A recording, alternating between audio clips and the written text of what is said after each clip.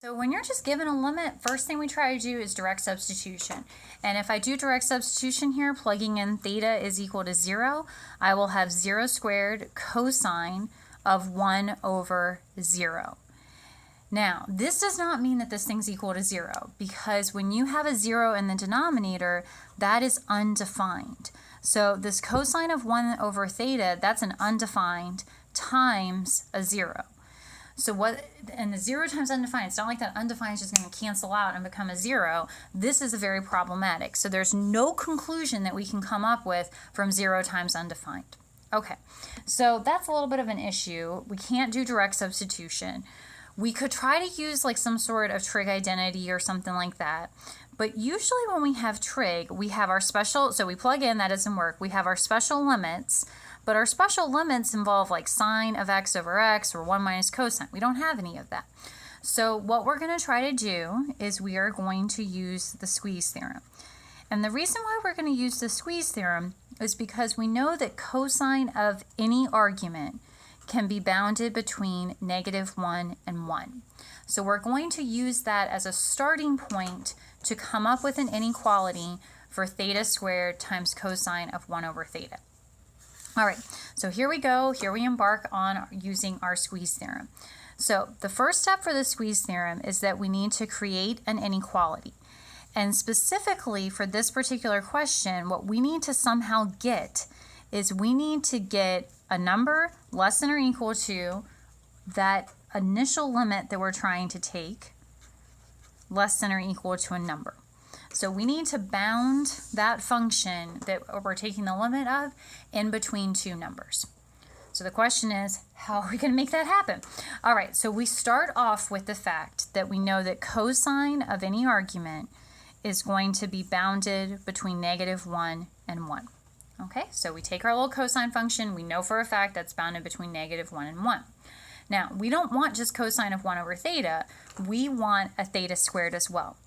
So what we can do is we can take that initial inequality and we can multiply every side by theta squared.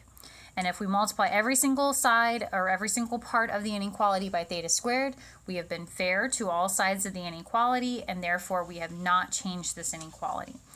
So if I take theta squared times -1, I get negative theta squared. If I take theta squared times this cosine, I get theta squared cosine 1 over theta. And if I take theta squared times 1, I get theta squared. Now, at this point, we have achieved our initial goal, which was to get this theta squared cosine 1 over theta in between two numbers or expressions. So now, the second step by the squeeze theorem is that we are going to take our limit of all three of these. Now, our limit is going to be the limit as theta goes to 0.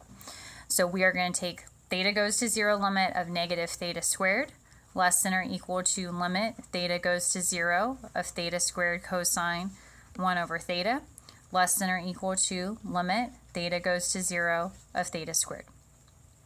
Now, remember that what we are trying to do here is we are trying to find the limit in the middle. That's the big question mark. So we are going to start by plugging in on the right-hand side because we can do a direct substitution there. If we plug in theta is equal to 0, we get -0 squared, or just 0. Now, on the right-hand side, the same thing holds true. We can plug in theta is equal to 0, we get 0 squared, or just 0. Now, the thing in the middle, when we're doing the squeeze theorem, we usually never plug in for it, because as we started with at the very beginning of this problem, when we plug in 0, we get an undefined. So we keep that. We do not plug into the middle here. We keep it as cosine 1 over theta times theta squared. Now we see that this limit of interest is bounded between 0 and 0. So if it is squeezed in there between 0 and 0, there is only one thing that it could be, and that would be that this limit is equal to 0. Okay, so that is our conclusion, is that the limit of theta squared cosine 1 over theta is equal to 0. Now, I know this seems like a lot of notation in writing, but I think it's really important to understand, like mathematicians do this. We write and notate out this, and it's not just going to be, oh, it's equal to 0. We show where the inequality comes from, the taking of the limit, and that leads us to our conclusion that it's equal to 0.